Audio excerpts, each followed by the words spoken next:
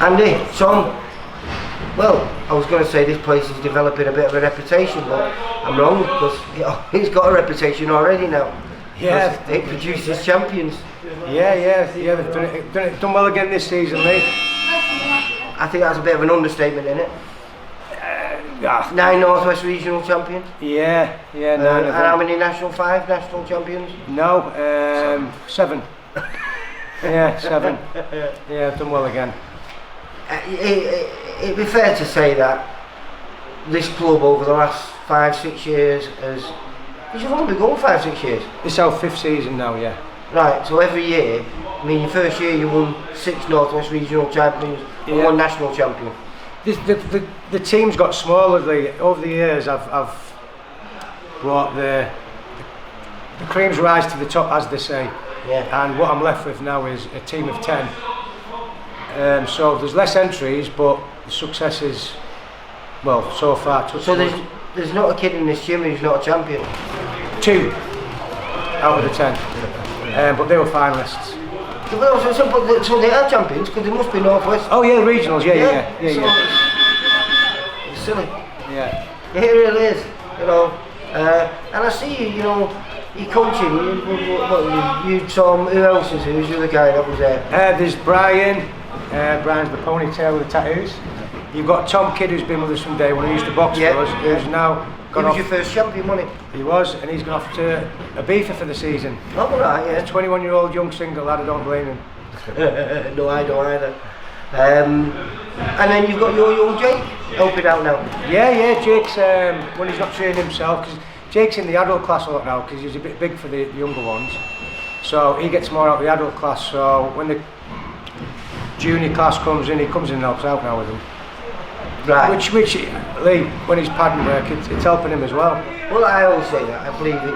Well, by doing what you do well, you have to then mentally break it down to try and explain it to someone else, don't you? Yeah. And so then you understand where you're coming from, and I think you understand it a lot more. I think as well, you pick up. Every coach ever says, "I wish I would have known this when I was fighting." Exactly. So if you start doing it while you're fighting, then surely. How much of a better boxer would you have been, Lee, if you could take the knowledge that you got now back to when you boxed? I just love it, because I go to all the gyms now and I'm thinking, do you know something? All the knowledge that you learn, isn't it all simple? Yeah, it is. It is, so isn't it? It's all simple. I think the coaching's changed over the years, hasn't it? We didn't get this input, did we, when we boxed? No, I think we let ourselves a lot of it. Yeah, well, someone ring. would be good in the gym who had a good left hook, or someone who had a big overhand right, or someone had a great jab, and you try and take something from each of the fighters, you know. But nothing was really taught, was it? You were told to punch a bag, and you were told to have a spar, and sometimes they tell you to calm down, but 9 times out of 10 not often. So, you know, but this place, it is.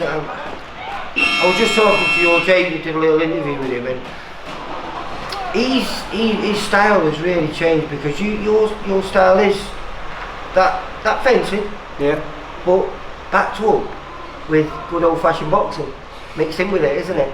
It's try to mix it, don't we? Yeah.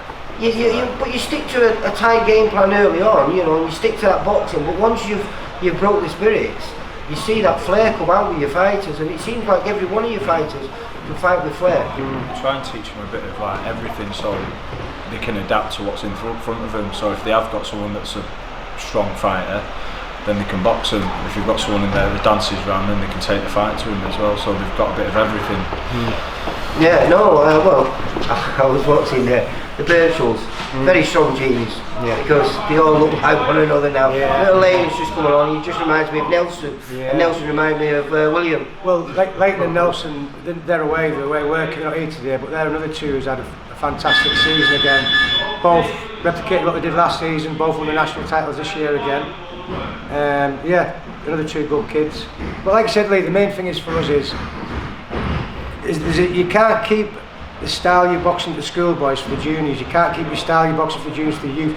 You've got to change with as you're getting bigger, as you're getting older. You've got to sit down more on your shots.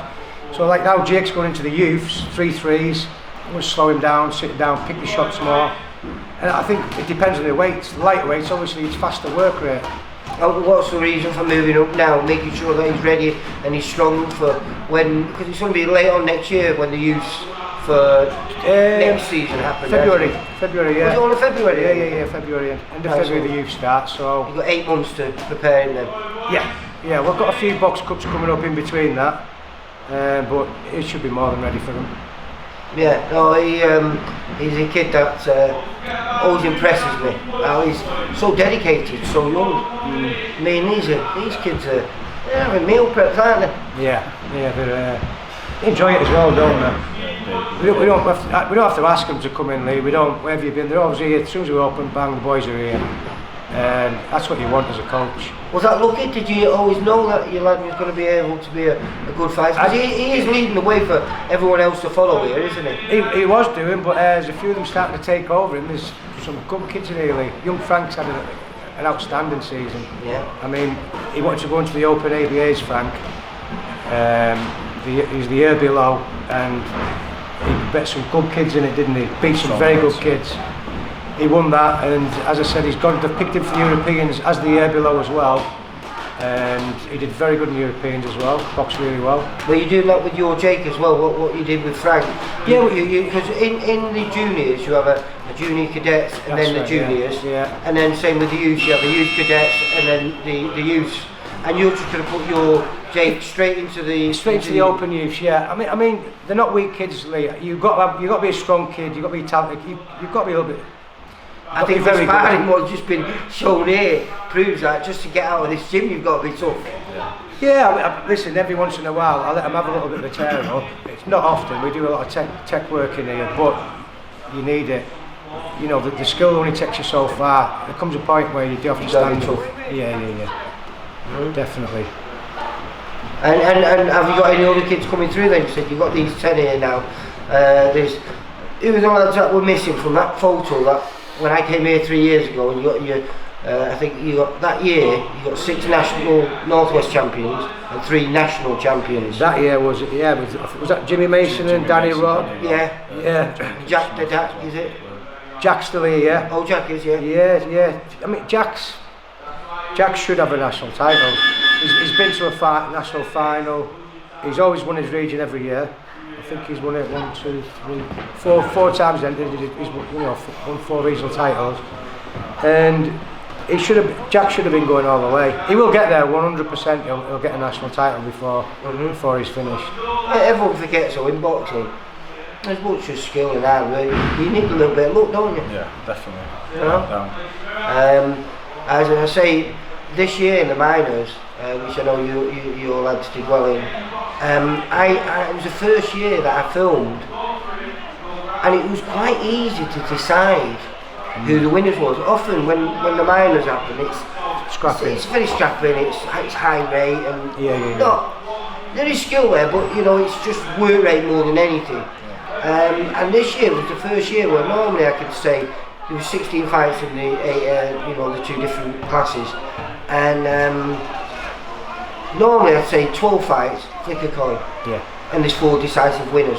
Where I thought it was the other way around this year. I thought there was 12 decisive winners. Yeah, there was. And only 4 where I could flip a coin and said, well, it doesn't matter because they both deserve to win, but they can only be one winner, which is a sad thing with amateur boxing. Yeah, it is. Yeah, I mean the school. But is that something that's happening because now we've gone to this 9, back down to 10-9 on the rounds? Because they seem to be sitting down on the shots. Everyone seems to be planting their feet a little bit more. And I think the scoring's changed a lot for the sport. I mean, it took a while for a few kids to develop the styles for that, because it used to all be like the pitter-patter punches, so you'd be scoring shots with things that would be brushing your head, whereas now you have to land the shot cleanly to score really, and I prefer it, to be fair. It suits our style. I think they changed the scoring on our first season, right, and because well, the judges still weren't fully au fait, they still it took a little bit of that mixture, Yeah, but for me, Lee, when it was the point scoring, you'd see a kid land a jab and dance around the ring. His nose is 1 point up. I'm not getting hit. I think now with the change of the scoring to how they have, the action's a bit more. the style of boxing, the amateur style of boxing, for me, it's changed a bit, and I think it's changed for the better. It showed in the schoolboy finals. Some of the talent on showing them schoolboy finals was phenomenal. I thought I was watching some of the superstars in there. Well, you're changing methods alter now because your kids are coming to the stage where, you know, next 18 months there'll be quite a few of them that we're fighting 3-3s. Definitely. So will you have to adapt there, and will that make much change here? You know, because you've dominated, you know, these lower weight, you know, lower age groups, and now you go into the bracket whereby you've not really dipped your toe in the water yet of that. You had the one guy who was the novice champion, Lewis Wright, wasn't it? Yeah, the heavyweight, yeah. But realistically, he's been your only charge in the seniors, in the elites. He's the only senior we had. Like I said, I was in a young group. But for me, like I said, Frank, I'll use Frank as an example. Frank's a punch picker. His range is unbelievable. He's sharp, his footwork. He's under 50 kilos. I'll keep him at that. If he's at that weight in the youths, 52 kilos, we'll keep him his style. I think once you go past 60 kilos, you can hurt at 60 kilos, you can bang. Yeah. I think that's when you start needing to sit down with your shots with the rolling, the slipping and picking your shots and staying in the pocket a bit more. But like I said, if the kid, I won't change the kid's style, I'll adapt him, I'll put little tweaks in here and there. But I would never say... But I think the kids probably change the style because they're going to emulate what's happening around them, and plus they're seeing it being successful. Yeah. So, you know, you come here, and I don't think you have to teach them that way. I think they're just going to gravitate to that way purely because they see what young Jake's doing, and Frank and Thomas, and, you know, all the kids that are winning. You know, they all want to win as well, don't they? That's one good thing we have got in here, actually. They're all looking at each other as like trying to beat each other, which is a good thing. They all like support each other at the same thing, but oh, he's won that, I want to win that, and it's great to watch. That, isn't it? Yeah. So 1 minute you'll have one of them that's up there, the other one will go, right, I'm winning this, and it's just good to see. Yeah, no, it is. Like I say, every time you put a little smile on it. I remember young Frank Vardy going up, and I remember saying to you, he really impressed me because his work rate was phenomenal in the fight. He beat the kid up, and then just went to work and used his boxing skills, and it was really impressive for a kid so young. He showed that in the Europeans as well this year when we went over there. He's not just a great punch. Frank can let his hands go. It's quite hard for him. I mean, he's huge at the weight, 46 kilo. He's massive, but he's got some zip in his shots. Yeah, he can stand and fight when he needs. They all can, Lee. They can box when they need to, and they can fight if they need to. In 2 weeks' time, you're off to the Monks Cup. Monkstown Box Cup again, it's my favourite time of the year. Well, I was going to say, because it seems like everyone's been a two-time champion there, all lads I've just spoke to. Yeah. So you must be the #1 club down there. Well, again, we got the award, didn't we? We got the award, yeah. We won the best club award, and it was the biggest year they had it. There was over 1,000 boxers. I think it was 21 nations. USA were there. There was a lot of clubs there, and we walked away with the best club award, which was one of our biggest achievements.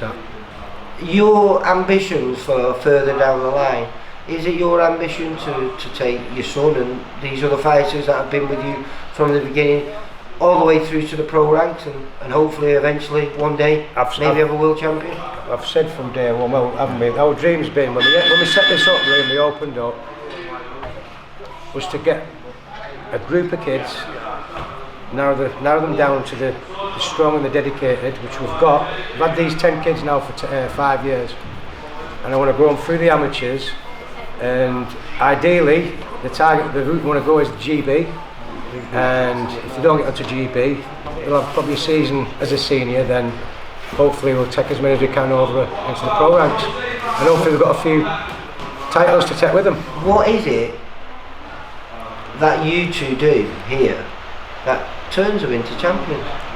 What is it? I mean, it's almost the success that you've had. Some clubs will never have that in the whole of their career, and you've done this since day one. Since we're on the same wavelength, farming with the coaching. That's got to work. Well, I never seen you box. I know you had one pro fight, and you had about 3 pro fights, didn't you? And I've seen some of your fights, and I've said it before, but you were just all out aggression.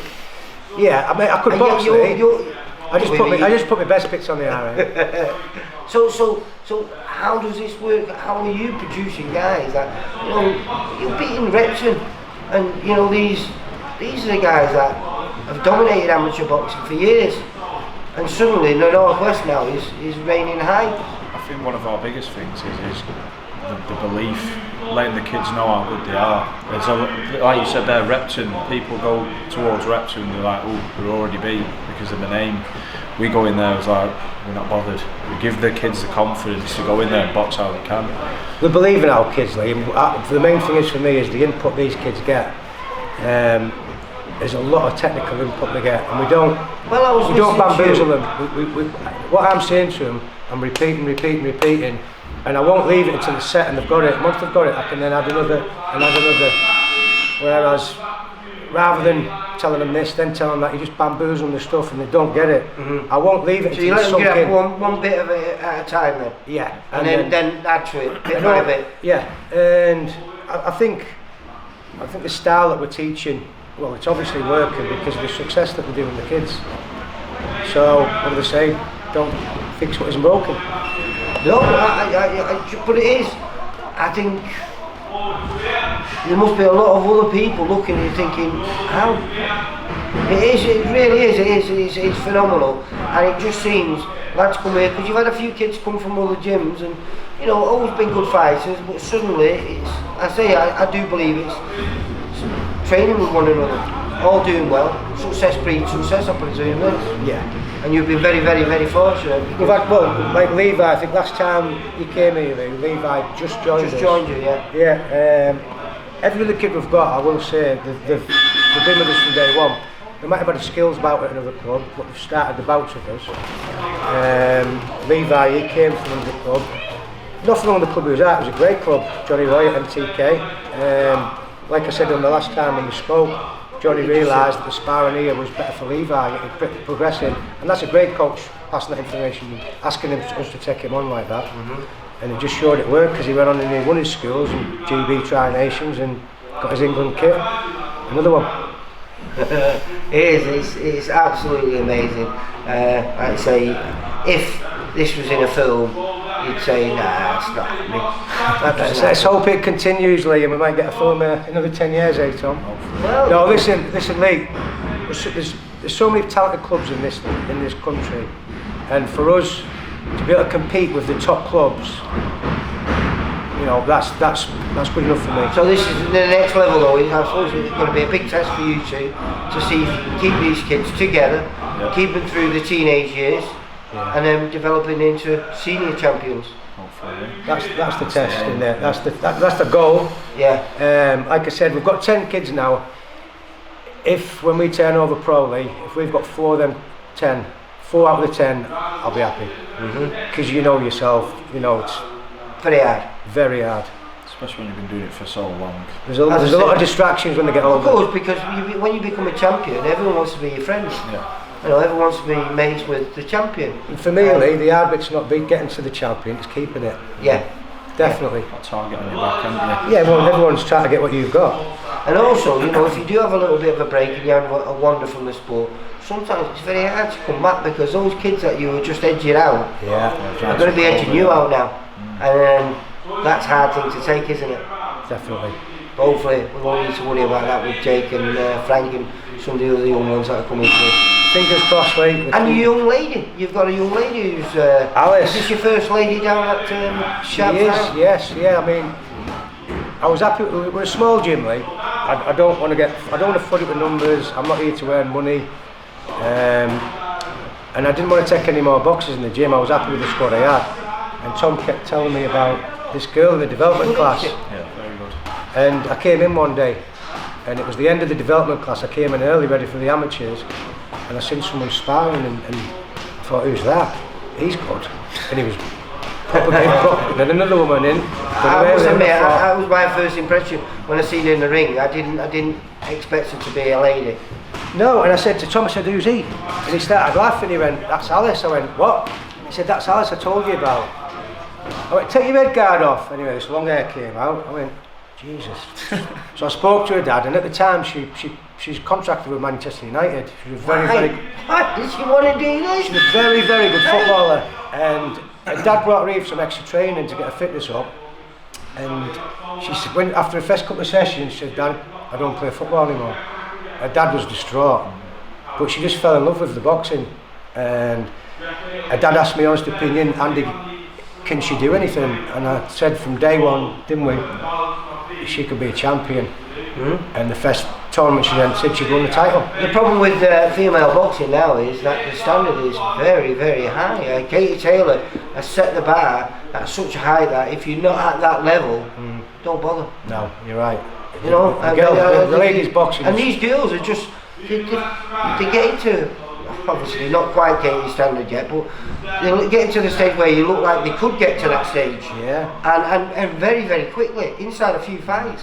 You know, because most of these girls are winning titles inside 5 or 6 fights because there's not that many fights out there, so they normally become regional champion without having to box, do they? But I've just seen some girls just recently and they've absolutely blown me away. Yeah, the quality of the female boxing is getting better all the time. The Winter Box Cup, the all-female box cup. Right. It's the first one ever, and I went to watch that, and again, some of the girls on show there were fantastic, really good. I speak to Ian Harrison, and he works a lot with the Northwest ladies, and he says, you know, just the last 5 years, it's not recognisable from where it was to where it is now. No. So yeah, well, like I said, Alice was she won a national title. She won it in style as well, didn't she? Very good. Very strong girl, but can box as well, Lee. So in the next 4 or 5 years, you're going to put Blackpool right back on the map? Definitely. Lads, it's been an absolute pleasure.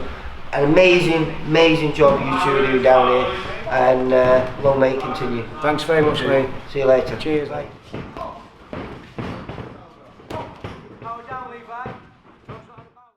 For all boxing info, news and latest interviews, amateur and pro, across the north, click and subscribe. VIP Boxing Promotions. Also Twitter, Instagram and Facebook.